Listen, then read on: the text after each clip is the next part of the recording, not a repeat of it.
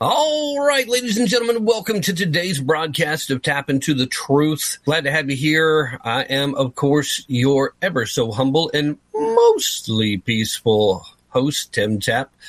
Should have a great show today, as I am scheduled to be joined. And, of course, we were scheduled last week. It didn't quite happen. I have assurances on the reschedule that we will, in fact, have Ken W. Good tonight.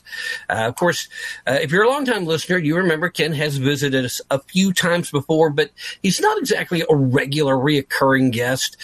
He pops in whenever there's something he really feels like he needs to get out and talk about, and that's what we'll be doing tonight. For those of you who don't remember him, he is one of the leading voices on bail reform. He's a successful attorney. He's an author of what is essentially a lawyer's how-to guide on working bail. And he is, of course, a member of the board of directors of the Professional Bondsmen of Texas. So he's got quite extensive background. Ladies and gentlemen, please welcome back to the show once again a board member with the Texas Professional Bondsmen. He is an extremely successful activist. He's looking to push for bail reform. We got a heck of a story behind our current visit. Ken, it's been way too long since your last visit. We really should get together a little more frequently, but welcome back to the show, ladies and gentlemen, Ken W. Good. Well, thank you. Thank you so much for having me. And it has been too long. I think I was supposed to be here a week ago, and then that was my fault. It was right before a weekend, Memorial Day weekend, and there was nothing that was going to remind me about 6:30 at night. Well, I can't blame you for having your mind elsewhere. It's one of those weekends for a lot of us, especially if we have family members who paid that ultimate price in order for us to be able to breathe free. And it's something that way too many Americans kind of take for granted. But for those of us who kind of keep the focus where it ought to be, I can understand having your mind elsewhere by that point in the afternoon, even if you were just looking forward towards spending some time with family and friends to have those moments of observance. So I guess before we get started any further, how are you tonight? I'm good. We're like 3 weeks away from my oldest daughter getting married, so things are at that hectic stage, but I think everything's going well. Excellent. So congratulations to your daughter and the whole family, for that matter. But let's go ahead and get into the thick of the conversation. As I mentioned, of course, you spend a lot of time trying to help move not just the state of Texas, but the entire nation back towards some common sense policies when it comes to how we deal with law and order, and in particular, bonds. We have had a lot of jurisdictions across the country that seem to think that no bail is a good idea, when it really seems like the only time it's a good idea is if your purpose is to try to help streamline more crime to occur. We saw a really good example of this not too long ago involving electronic monitoring and no cash bail policies kind of merging together in Chicago. Back in April, we saw this repeat offender with multiple pending violent felonies end up ambushing two police officers. And while this sounds like an entire story and bad enough, it really doesn't end at that point. No, I mean, this whole policy is about using, GPS monitoring is going to be okay. And so we can just release people, and then we can give them this GPS monitor, and that will keep us all safe. And I think we're learning very quickly that this is a placebo. It's not keeping us safe. I mean, we've got this example, but we have another one that's even more recent from Houston, Texas, where a guy was fixing to go on a murder trial for killing his pregnant wife. And so he decides, like at 5:30 in the afternoon on Friday, to cut off his GPS monitor, and that gives him a 3-day head start. And he goes to Canada, gets a fake passport from Belgium, and then flies to Italy. And that's where he currently is, where they found his passport to be phony. And then he claimed asylum because he was going on trial for murder in the United States. And so now the United States is having to work to get him back. And so, I don't think people realize, the courts don't work on the weekend. So the GPS monitoring company can report at 5:30 and Friday afternoon the guy cut his band off, but nobody else is going to see that until Monday morning. Yeah. So are you starting to see signs that maybe some of these jurisdictions are kind of coming back to their senses and understanding that bail is intended not to be an unsurmountable thing, but it is intended as one of those stopgaps to try to keep the more violent people from being able to get out and to kind of drive the message home for the less violent folks that you don't want to get caught up in the system at all if you can help it. Sure. And I think, one of the things that the argument that we're hearing the most of right now is, bail needs to be fair. We need to treat everybody the same. And that's actually just a cock and bull story, because bail was never intended to treat two people the same way, because, the crux of our criminal justice system is to put what pressure is needed on an individual to make them turn around and become a productive citizen. So what pressure you need and what pressure I need is going to be different. And when you have career criminals, or when you have people that have long criminal histories, they're going to need more pressure. But you see these jurisdictions that have adopted these policies where they just make a list of crimes, and if you're on that list, you're going to be treated exactly the same as everybody else, no matter how many times you commit that crime. It's kind of a charge-based release system. And in New York, where they originally passed that long list for almost all misdemeanors, they have now rolled that list back 3 times, where they've taken stuff off the list to give discretion back to the trial court judges. And still, crime is the number one issue in the governor's race that's going on right now. So, yes, you see jurisdictions turning around and rolling back, but you see the fight continuing in other jurisdictions. Look at Washington State, where the Supreme Court is looking at adopting new rules for fairness.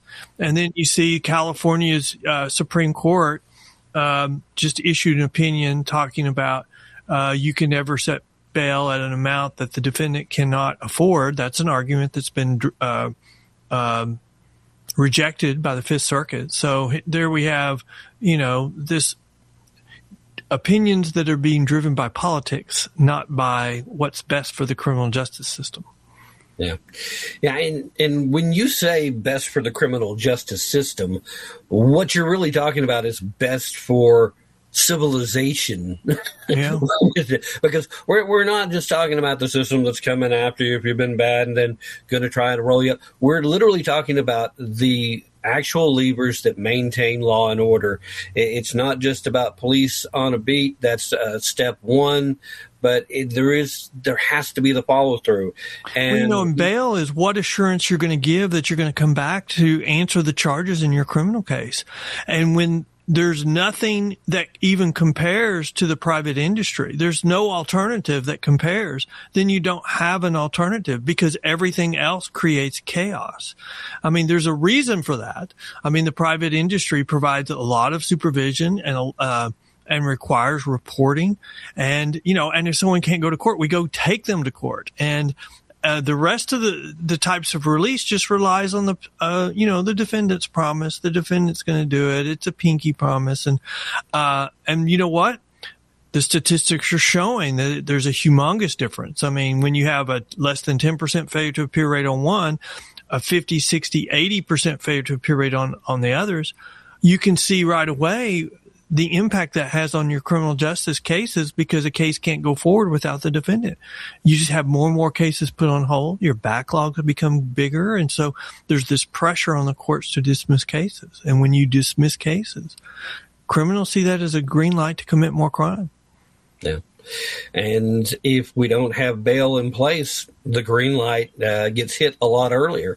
Of course, it's all anecdotal, but how many stories could either of us sit here and tell about folks that picked up by officers for committing a crime, released later because of no bail policies, and they're out committing the same crime or worse somewhere else, literally that same evening, maybe even just a couple of hours later, if even that long.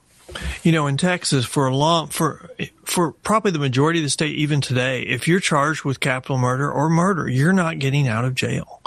But in Houston, we went through this period of time where, some people were getting very low bonds, some were getting personal bonds, just simple release. And then they would go out and commit a second murder. And so I'm like, in Houston, you were getting one free murder before they would hold you. I mean, it's like a dog getting one free bite before they were considered dangerous. And so I think the legislature has gotten so mad and upset about it. I think they've changed that. And so I think Houston is starting to comply, but I'm not really sure that they still are completely.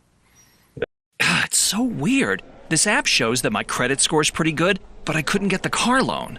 Are you using myfico.com? No, it's some other company. Oh, you should get a MyFICO account instead. FICO scores are the ones used by 90% of lenders, and other credit scores can vary up to 100 points. That would have been helpful yesterday. Get the scores lenders use. Get the right FICO credit score for your credit goal, including your FICO scores used for mortgages, auto loans, and credit cards. Visit myfico.com or download the MyFICO app to get started today.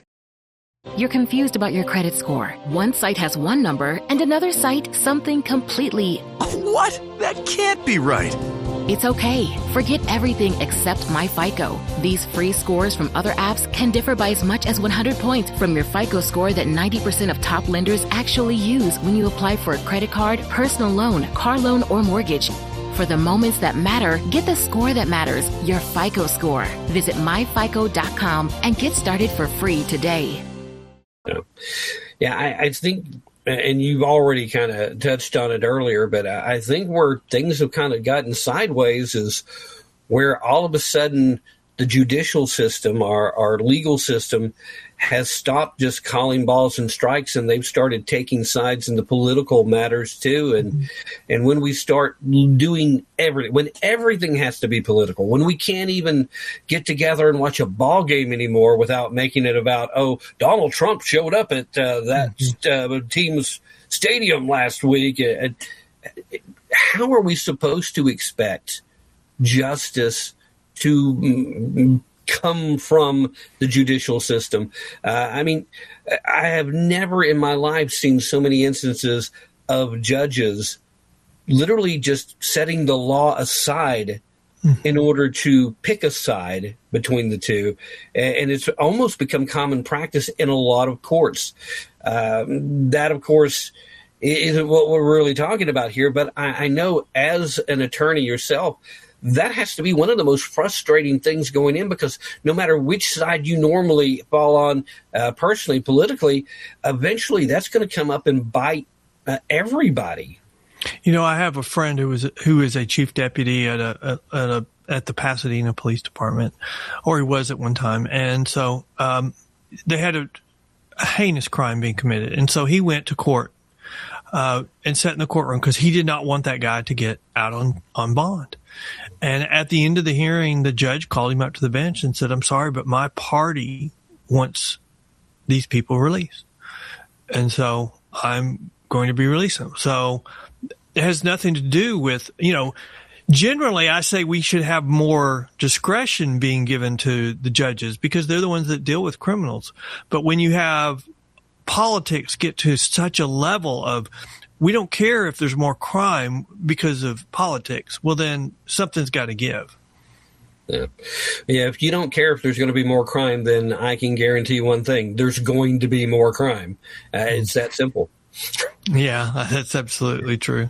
Well, I mean, other examples of what you just talked about. I mean, the New York Giants quarterback going into his second season had an opportunity to introduce the president, and so, I mean, he was thrilled to do it. It was a short introduction, and he's been attacked for doing it. And I think his team and him released a statement about it today. And I was like, I mean, you go, well, no, this is not all politics. This is only on one side, because the right does not care about somebody wanting to introduce the president. And they think of it as, it's the president. Congratulations. But that's not true on the opposite side anymore. That's one of the way they hold people in line.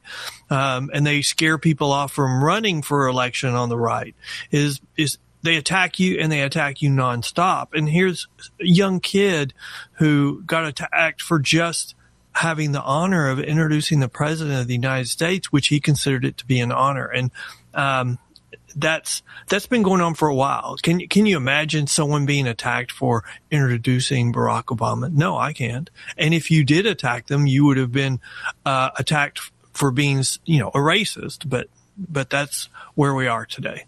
Yeah. Another great example of that too, something a lot of folks have been talking about today, the 250th American birthday celebration coming up. It's not like the list of performers were all top tier A-list performers. I don't have a problem with any of the performers on the list, although, again, not a big fan of Flo Rida. But outside of that, I'm young enough to remember before Milli Vanilli was caught up in their lip sync scandal. But isn't that just another example where, it's the celebration of our country, but you're being attacked because you were perceived to have been asked by the wrong side or the wrong person or the wrong party. And if you just flipped it and the other party was in control, then people would be fighting over participating. And that's where we are right now. I mean, that's one of the ways, like I said, that the far left activists try to keep people in line. They scare off candidates and then they attack you if you do something for them to honor them or, the right. And so, I think the country's had enough of it. You can start to see more and more of that. And I think the election that we just had the runoff election that we just had in Texas between Paxton and Cornyn is a good example of that. Cornyn has always been considered a moderate. Paxton has always been considered a conservative. And so when you get Paxton and Cornyn into a runoff on the Republican side, a runoff in Texas is going to favor the conservative. And then on top of that, Trump endorsed Paxton the second day of early voting, and it turned into a bloodbath. I mean, I was looking at the difference in votes. I mean, Cornyn had like 400,000 fewer votes than in the primary. Paxton had 20-something thousand fewer votes than in the primary. And so Cornyn's people didn't come out to vote. And that's pretty much what happens in Texas in a runoff. The moderates don't care. The conservatives do. Yeah. The moderates figure they've already showed up to vote once, and they'll show up again in November because that's all they're mandated to do. I mean, it is insane when you see the kind of pressure that's put on individuals. And again, that is that's kind of been seeping into our judicial system, both attorneys and judges alike. Some of them have gleefully, willingly picked a side, maybe because of funding sources for elections for DAs, or maybe just because their family members work for prominent activists or what have you. But again, if we can't get back to the basic fundamentals of law and order, if we can't get back to, if you'll forgive the sports terminology, to just block and tackle, if we can't get back to that, it's going to be a long, hard road, and there's still going to be a lot of innocent people who are needlessly hurt as a result. And your stance is that bail reform is a great first step towards getting things back in order, right? Well, I think calling out bad bail reform and then rolling it back. I mean, Texas has done a really good job on their bail reform because their bail reform has strengthened the criminal justice system. And so we've limited the use of these simple release mechanisms. And so I think there's a difference between, bad bail reform in our soft on crime urban areas and our soft on crime states and bail reform that's intended to strengthen and add increase in accountability on the system. So I think, but the point I would make is what they're doing in the soft on crime areas is not sustainable. And when you see a soft on crime DA get elected, they have a short shelf life. They only last 1 or 2 terms, and then they get defeated, and they usually get replaced with a law and order DA. And so I'm very hopeful, and I'm very hopeful for the future, because even though we're continuing to fight this fight, in the areas where they have tried it, it's been terrible, it's been devastating, and they've rolled it back. And so because it's not sustainable, I'm very hopeful for the future. Well, Ken, again, I want to thank you so very much for joining us tonight and helping folks to better understand what we are talking about in this situation, and helping to really push forward how important this is. If you have any other final thoughts you'd like to share, feel free to do that. If there's any websites you want to throw out, now's a great time too.